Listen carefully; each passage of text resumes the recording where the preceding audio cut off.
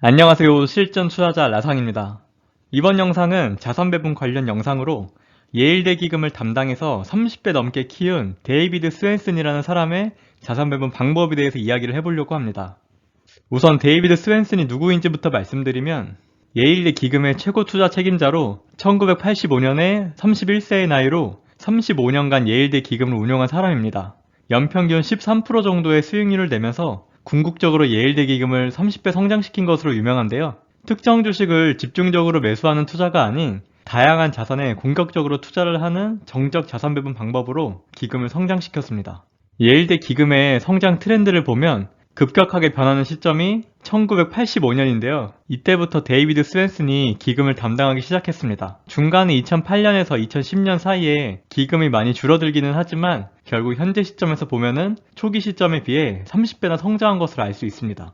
데이비드 스웬슨의 전략에 대해 말씀드리면 우선 포트폴리오는 총 6개 자산으로 구성되는데 첫 번째는 미국 전체 주식시장에 투자하는 VTI의 30%, 두 번째는 글로벌 주식시장에 투자하는 VEU의 15%, 세 번째는 미국 리츠 시장에 투자하는 VNQ ETF로 20%, 네 번째는 신흥시장에 투자하는 EEM ETF로 5%를 투자, 다섯 번째는 중기국채 ETF인 IEI ETF에 15%를 투자, 마지막은 미국 물가 연동체인 TIP ETF에 15%를 투자하는 방법입니다. 몇 가지 특이점에 대해 말씀드리면 우선 TIP ETF는 소비자 물가지수인 CPI에 연동되는 ETF인데 어느 정도 인플레이션에 대한 해지를 할 수 있는 게 특징이고, 중기국채인 IEI ETF는 장기국채보다는 주식 하락 시에 해지 역할을 덜하게 돼서 성향에 따라서 이 부분을 조금 더 보수적으로 가도 되고, 보수적으로 가고 싶다면 장기국채나 종합만기 국채를 넣어도 되지 않을까 생각합니다. 그리고 리츠가 VNQ ETF로 20%나 투자 중인데 VTI, VEU, VNQ, EEM을 모두 더하게 되면 주식에 노출되는 비율이 70%로 자산 배분 치고는 꽤 공격적이라고 할 수 있습니다. 또 리밸런싱은 연단위로 실시하는 것이 전략이고 배당금 또한 재투자하는 것을 원칙으로 삼으면 되겠습니다. 그 다음 과거 20년간 데이비드 스웬슨의 전략이 어떤 퍼포먼스를 냈는지를 보려고 합니다. 우선 백테스팅에 앞서서 최대한 긴 기간을 백테스팅하기 위해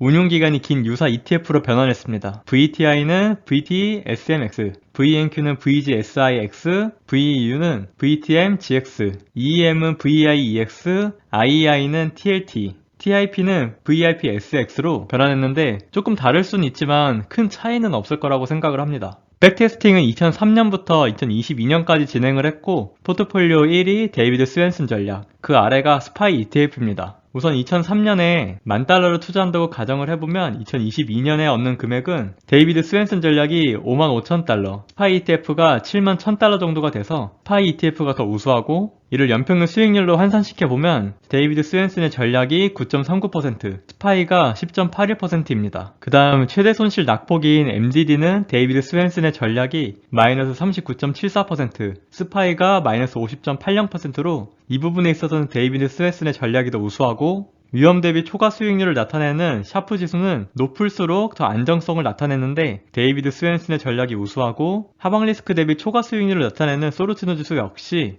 높을수록 더 우수함을 뜻하는데 데이비드 스웬슨 전략이 1.12로 더 우수한 것으로 알 수 있습니다. 전반적으로 수익률을 제외한 모든 수치에서 데이비드 스웬슨 전략이 우수한 것으로 알 수 있는데요.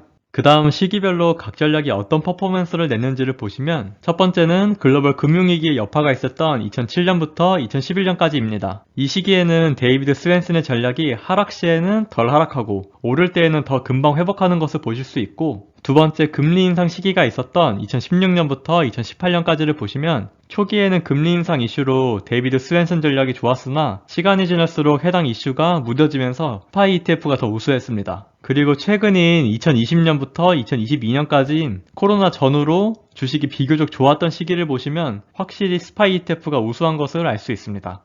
그리고 연도별로 수익률도 보시면 전반적으로 데이비드 스웬슨 전략은 자산 배분 전략인 만큼 덜 오르고 덜 빠지는 모습을 보여주는데요. 시장이 굉장히 어려웠던 2008년도의 수익률은 데이비드 스웬슨이 마이너스 22.69%, 스파이 ETF가 마이너스 36.81%였고, 그리고 또 어려운 시기인 현재 2022년도의 수익률은 데이비드 스웬슨 전략이 마이너스 6.99%, 스파이 ETF는 마이너스 8.07%입니다. 그 다음 데이비드 스웬슨 전략이 시기별로 하락장을 겪은 기간과 회복까지 걸린 기간을 보시면 우선 2003년부터 2022년까지 20년간 하락장을 겪은 가장 긴 기간은 맨 첫째 줄을 보시면 되는데 2007년 11월부터 2010년 10월까지인 1년 4개월 동안이고 이 시기를 회복하려면 1년 8개월이 걸리게 됩니다. 결과론적으로 하락장 플러스 회복을 하기 위한 가장 긴 기간은 3년이 되는데요. 가장 고점에 샀었어도 결국에는 3년만 버티게 되면은 수익권이 오게 되는 겁니다. 개별 주식을 하다 보면은 실적이 계속 안 좋아지면서 참지 못해 손절을 해야 하는 순간도 오고 또 몇 년 동안 고점을 회복하지 못하기도 하는데 그런 개별 주식에 투자하기보다는 저는 이러한 자산 배분을 하는 게 개인 투자자들에게는 더 적합하다고 생각을 합니다. 물론 3년 또 버티는 게 정말 쉽지는 않겠지만 최고점에 사게 되는 경우는 극소수이고 최고점에 사게 되더라도 매월 들어오는 월급을 통해서 추가 매수를 하면 되기 때문에 웬만한 하락에서는 3년이 채 걸리지 않게 고점을 회복할 거라고 생각을 합니다. 저 역시도 저와 제 와이프가 모은 돈을 지키기 위해서 자산 배분을 하고 있는데요. 미국 주식에 투자하는 분이시라면 이러한 자산 배분도 한번 고려해 보셨으면 합니다. 이번 영상도 시청해 주셔서 감사하고 다음에 더 좋은 영상으로 찾아뵙도록 하겠습니다.